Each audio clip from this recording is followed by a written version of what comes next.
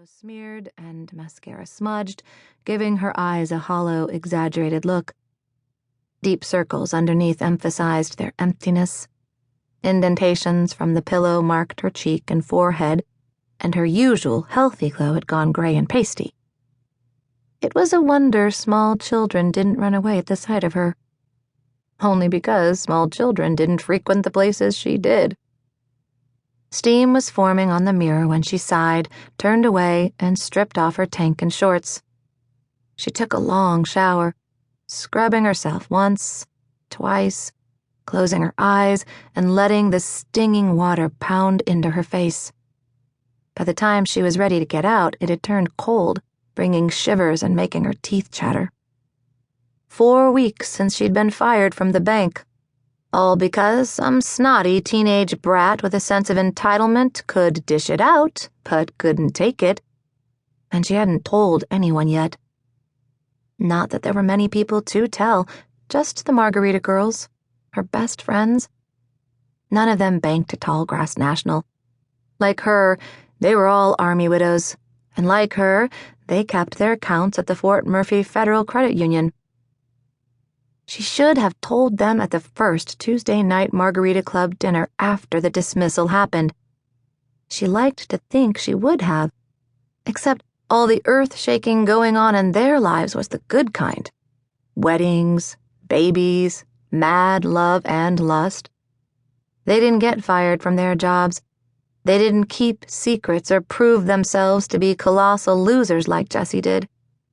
If they knew all her failings, they would lose respect for her, and she would lose the most important people in her life.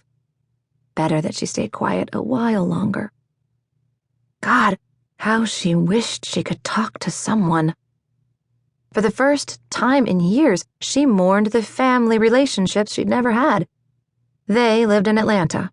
Mother, father, 2 sisters with husbands and children who got regular gifts from their Aunt Jessie but wouldn't recognize her if she break-danced in front of them.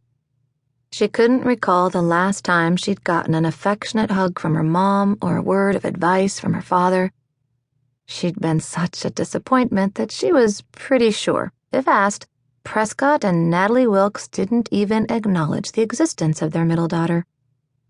She got dressed, finger-combed her hair, then wandered through the empty apartment with its high ceilings and tall windows to the kitchen.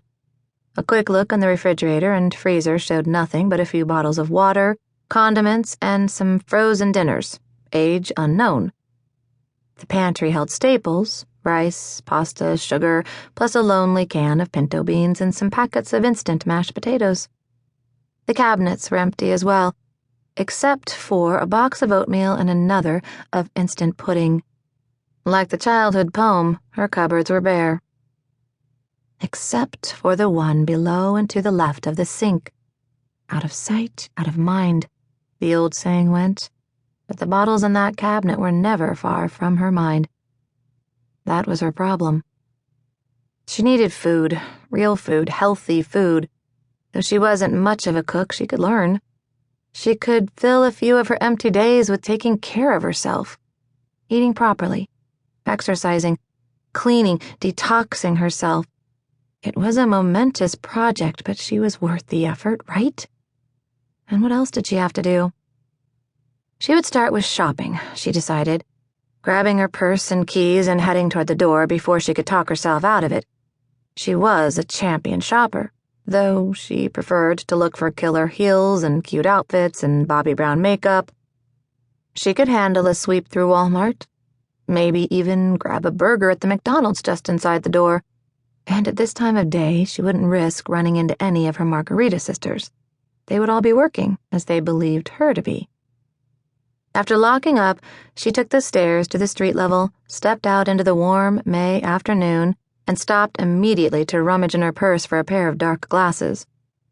Cars passed on Main Street a few steps ahead, and a few shoppers moved past, running errands on their lunch breaks or grabbing a meal at one of the nearby restaurants.